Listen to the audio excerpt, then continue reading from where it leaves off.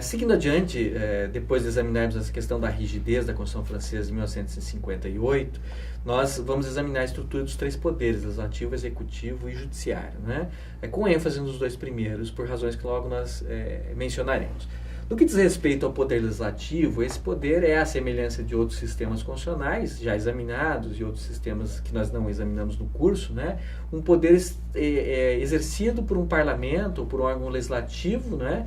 Bicameral, composto por duas casas. O parlamento francês é composto por uma Assembleia, né? A Assembleia Nacional, e por um Senado da República. Então são esses dois órgãos que compõem o parlamento e que têm as competências legislativas, fiscalizatórias, outras competências que são atribuídas pela Constituição Francesa a este órgão, né? Aqui é importante observar que a Assembleia Nacional ela é composta por deputados que são eleitos por eleição direta, com mandato para 5 anos, né? Ao passo que o Senado é eleito de maneira indireta por um colégio eleitoral para mandato de 9 anos, né? Ou seja, um mandato mais longo, como costuma ocorrer. Nós já percebemos que essa estrutura é uma estrutura comum a vários sistemas, né? Um mandato estendido para o Senado. E outra coisa que nós já examinamos ao estudarmos a matriz norte-americana se repete aqui, né? Um mandato mais longo e também o fato do Senado ser renovado parcialmente apenas a cada eleição, né? 1/3 dos senadores é renovado a cada triênio, de modo que nós temos uma continuidade da atividade do Senado sem uma ruptura a cada 5 anos, a cada eleição parlamentar. Então é realmente uma característica aqui parecida com a mesma característica que nós já examinamos ao examinar o sistema norte-americano e parecida com a característica que nós temos no próprio sistema constitucional brasileiro, em que o Senado também tem a característica de se renovar por partes, né, a cada eleição, e não se renovar integralmente em uma única eleição. As razões disso nós já comentamos também em momentos anteriores, né? Mas basicamente essa é a estrutura do poder legislativo do parlamento francês. O que caberia ainda observar é o fato de que lá o Estado francês é um Estado unitário, não um Estado federal. Então a justificativa para a presença do Senado não pode ser a federação. Então não há essa lógica, né? Essa justificativa dogmática de que a Assembleia seria a casa de representante do povo, né? E o Senado seria a casa de representação dos estados, que sequer estados há, né? Então, na verdade, o Senado é uma espécie de órgão que representa a continuidade da República e, portanto, é justificado de uma maneira diferente. Na prática, ele desempenha a mesma função que a House of Lords desempenhava no passado no sistema britânico, né?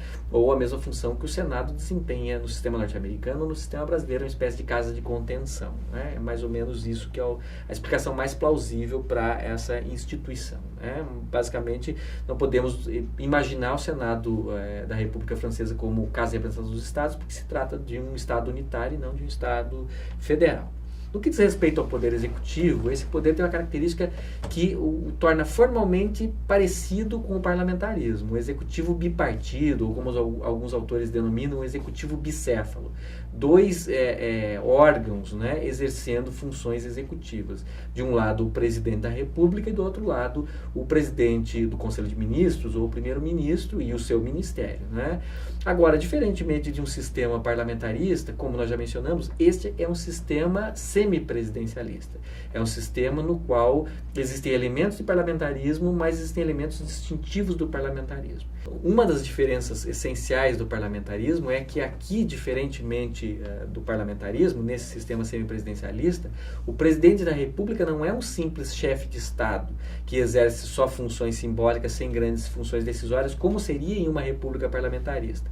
Contrariamente a isso, o presidente da República divide funções governativas, funções decisórias importantes em conjunto com o primeiro-ministro, o que faz com que fique bastante diferente a estrutura do poder executivo no sistema semipresidencialista francês em comparação com o sistema parlamentarista clássico, não é? Efetivamente, não há aqui que se falar que o presidente seja mero chefe de Estado e o primeiro-ministro chefe de governo. Os dois exercem função de chefia de governo e o presidente ainda funções de chefia de Estado. E mais do que isso, as funções do presidente da República são mais amplas e até mesmo mais relevantes, num certo sentido, que as funções do primeiro-ministro. Então, existe uma divisão de atribuições, uma divisão de competências diferentes entre esses dois órgãos, e o presidente tem uma ampla gama de funções decisórias, é uma autoridade importantíssima nesse sistema.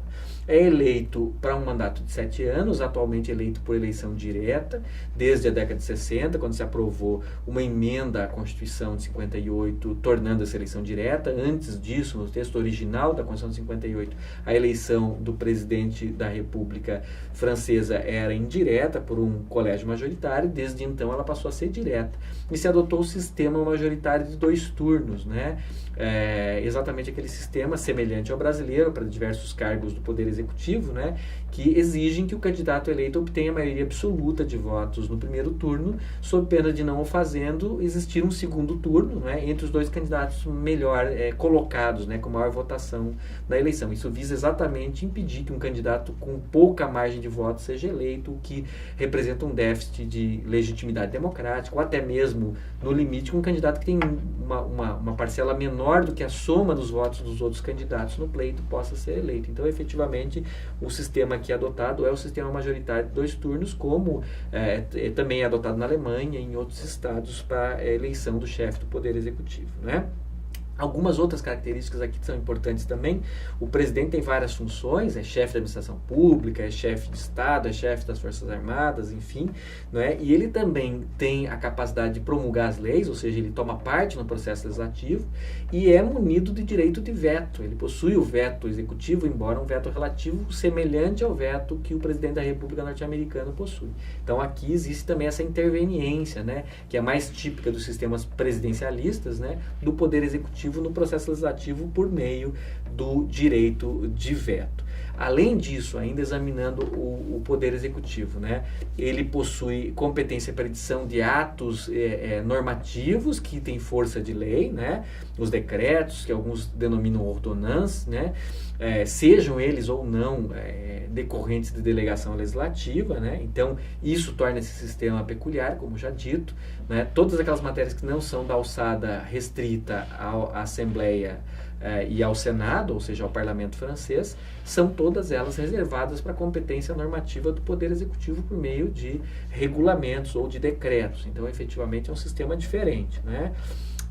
Ele tem poderes de dissolução, né, da Assembleia Nacional, né? Então isso é bem interessante, né? Nesse sistema semi-presidencialista francês, ele opera de maneira diferente do parlamentarismo, mas tem elementos que o assemelham. Um dos elementos é esse poder de dissolução do órgão legislativo por decisão do presidente da República, aqui, do chefe de Estado e chefe de governo, né? Então esse é um elemento interessante. Existem algumas restrições. A Constituição francesa restringe esse poder, ou essa capacidade de dissolução da Assembleia, a ter transcorrido o lapso de pelo menos 1 ano da última dissolução.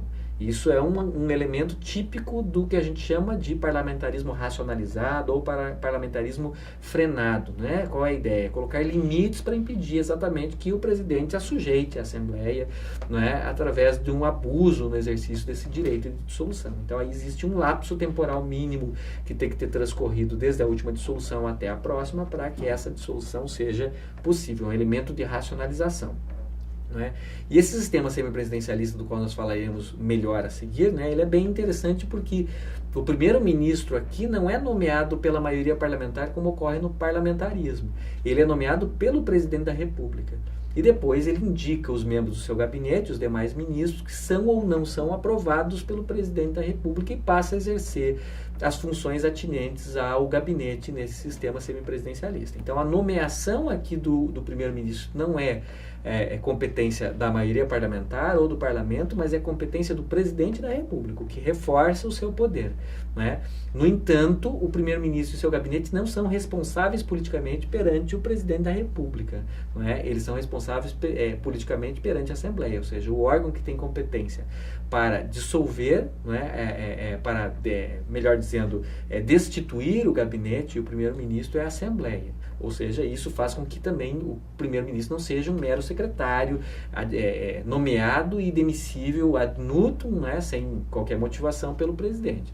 Ele é nomeado pelo presidente, os seus ministros são aprovados pelo presidente, mas a partir de então ele passa a ser responsável perante o parlamento. Então, nós notamos que essa estrutura é bem distinta da estrutura do parlamentarismo britânico, por exemplo, e de outros sistemas que são parlamentaristas e não semipresidencialistas. Então, existe essa característica distintiva. Com esta restrição, né? O presidente não pode dissolver o parlamento, que é outra competência, né? O contraponto da capacidade de queda ou de derrubada ou de destituição do gabinete pela Assembleia é a possibilidade de dissolução da própria Assembleia pelo presidente. Mas ambos vão ter restrições no que diz respeito à quantidade de vezes ou à frequência com que podem exercer essas competências, como nós veremos.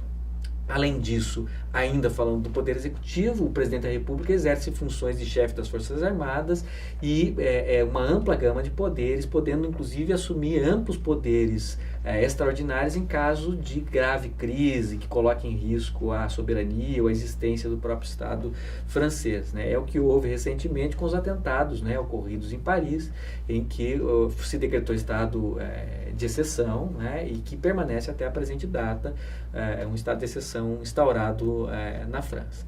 Ainda no âmbito do Executivo é importante frisar esse fato que eu já mencionei, né, o primeiro-ministro não é nomeado pela maioria parlamentar, mas pelo próprio presidente. O seu ministério é indicado por ele, mas aprovado ou não pelo presidente, né? A proposta do primeiro-ministro, a aprovação é pelo presidente, né?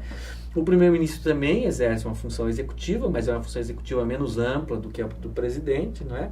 E também possui capacidades normativas, ou seja, também possui capacidade de editar regulamentos, sendo responsável, como já dito, perante o parlamento, né? Ou seja, não é perante o presidente. Embora seja o presidente que o nomeia, não é o presidente que é capaz de destituí-lo, não é? Como o gabinete e o primeiro-ministro podem ser destituídos pela Assembleia? Por meio de uma moção de censura, um voto de desconfiança proposto por 1/10 das assinaturas dos deputados que integram a Assembleia. A proposta por 1/10, essa proposta é encaminhada para votação em plenário, não é? E exige-se maioria absoluta no plenário para que haja o dever de demissão do primeiro-ministro e do gabinete, ou seja, o dever de demissão do governo, né? Caso não se atinja essa maioria absoluta, apesar da proposta de 1/10 dos membros da Assembleia Nacional, não há, portanto, a destituição do gabinete, o gabinete permanece, né? E aí acontece um fato interessante que é também característico desse tipo de sistema parlamentarizado, mas no qual os elementos parlamentaristas são racionalizados ou são frenados, né? Não é possível, na mesma sessão legislativa, que mais ou menos os modos de direito brasileiro coincidem com o ano civil, não é possível a propositura ou a aprovação de uma nova, a propositura de uma nova moção de desconfiança, né? Nós não temos essa possibilidade no que diz respeito à mesma sessão legislativa. Esse é, como já dito, um meio de tentar frear exatamente o outro risco, né? Que é o risco de que a Assembleia se torne onipotente sobre o governo e que esse sistema acabe virando um governo de Assembleia, como ocorreu em alguns momentos na história francesa, né? Em que efetivamente ou o governo fazia exatamente aquilo que a Assembleia pretendia ou a Assembleia destituía o governo frequentemente. Então, nós temos esse instituto, tanto essa restrição à dissolução ou à queda do gabinete por ato da Assembleia, por moção de desconfiança da Assembleia, quanto aquela restrição já examinada, a possibilidade do presidente da República dissolver a Assembleia, como meios de conferir um pouco mais de estabilidade às instituições, sem abrir mão, no entanto, de alguns elementos oriundos do parlamentarismo que induzem irresponsabilidade política. Então, esses são traços importantes no sistema constitucional que nós estamos a examinar, o sistema francês contemporâneo.